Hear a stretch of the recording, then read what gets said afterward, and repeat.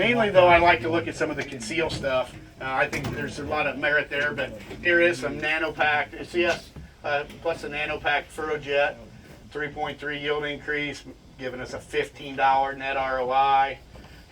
We come in and tag team. We're using triple option last year, almost a 5 bushel, and that's almost a $20 winner. So I look at that and say, hey, I want to do this.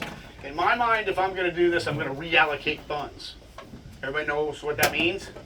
Take it out of somewhere else. Yeah, I'm going to take the cost of this. I'm just going to trade out the dollars. For example, on our dry fertilizer program out here in our strip till, I'm going to put dry fertilizer on in my strip till, but I also know I'm going to come back down on the planter and put more starter fertilizer on. And so I'll take the cost of my starter fertilizer. Let's just say it's $20, $20 an acre. I'm going to take $20 off my DAP and potash from my dry side, and so my net cost is zero difference. Everybody understand that? I'm still spending the same amount of money. Just in a different place. Just in a different place, yeah. And so it's me managing risk, and it's like buying free insurance. And I really like that. We try to do that in everything that we do.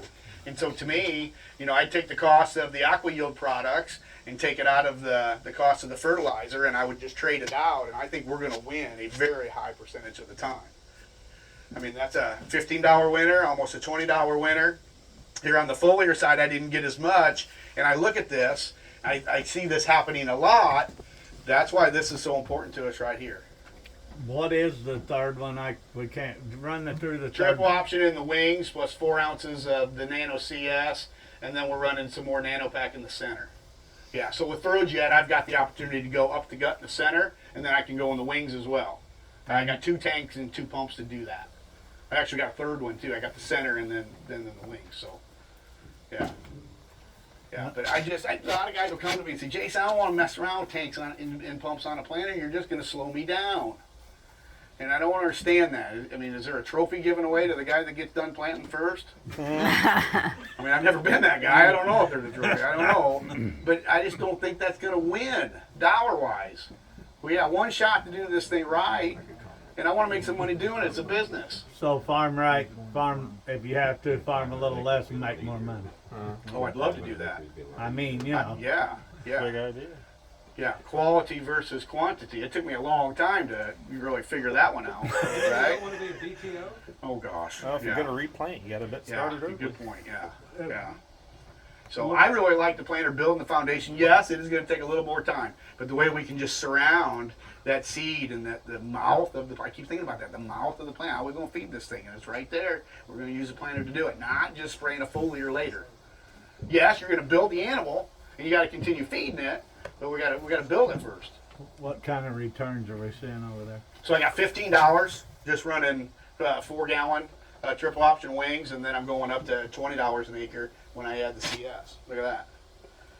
So. And then your foliar. I'll take in the foliars. That's about a $3 win. Everybody always asks us how we use our prices. We're a 12-month rolling average from October to October. So for this year, we'll start last October pricing to this October, because that's how you folks sell grain, right? New crop grain. So that's the only way I really know how to do it, to be fair. And then you look at the graph, and then you look at the low. That's where I sell right there. So it's reassuring for me to see that data. Yeah, Roy. So this year we did a little bit more replication of what we did on corn. We kind of translated over to beans. I think last year, the year before that, we were a little bit all over it because we had this product lineup, and we said, how do we test all these things? What do we want to do? And we kind of condensed it back into our core group of our technology, keep it consistent. So we've got CS through the wings and through the FurrowJet centers again here. So Nano CS, we went and did that same thing with Nano N through the Conceal program. That's on a Marco product that has performed, I don't know how long, the whole time you've been here probably. So we went with the Marco product, and then we also married on top again to have those 2 program approaches with our foliar on our fungicide passes. So just remember, we are helping deliver what we're putting out there. If it's Nano Pro, Nano N, we are technology loading the products that we're with, and we're just helping deliver. Does that mean that every year it's going to be 50? Well, that's what we'd like it to see. But if our yield instance from a fungicide, and what we did was drive more fungicide or get more use for our fungicide, and it was less than disease, maybe it's not as big a return. Yeah. But as we're sitting at aqua yield, we're comfortable putting our technology into the program to help get better return out of all your products. Now we're just trying to prove this out and make it simple on these programs. So we have that, and we do. Everybody talked about the green lightning, and everyone said, "Hey, how about Nano Pro with this? How about Nano Pro with this?" We got Nano Pro with green lightning stuff on beans, on corn, a few different places here. So we should have a pretty good idea of what that technology looks like together, and if it's going to make a difference. What's your most limiting yield factor at fungicide time frame in soybeans? What's my most yield Limiting yield factor, nutritional. at fungicide timing on beans? Moisture. Moisture.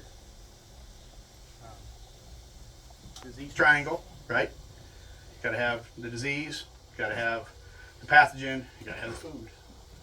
Yeah, so getting everything to work in dry conditions like we've been having here, that's been challenging on soybeans. We used to put leaf wetness sensors out in the field to monitor how wet the leaves were to determine the disease triangle, you know, when the right time to spray was. Do you pick R2, R3, R4 for your fungicide time? When we tried to do that, I thought at one time that was really teaching us when to do it, but I don't know that it worked all the time. But that's my struggle right now. I've been waiting to put some of these fungicides on these beans just because we've been so stinking hot and dry. And so now that we got a half-inch of rain here today, we'll probably start hammering it tomorrow. Yeah, but that usually is my biggest factor. Yeah. Okay, let's spin around. Let's get a little air movement here. We'll get a little air conditioning going. Let's turn around.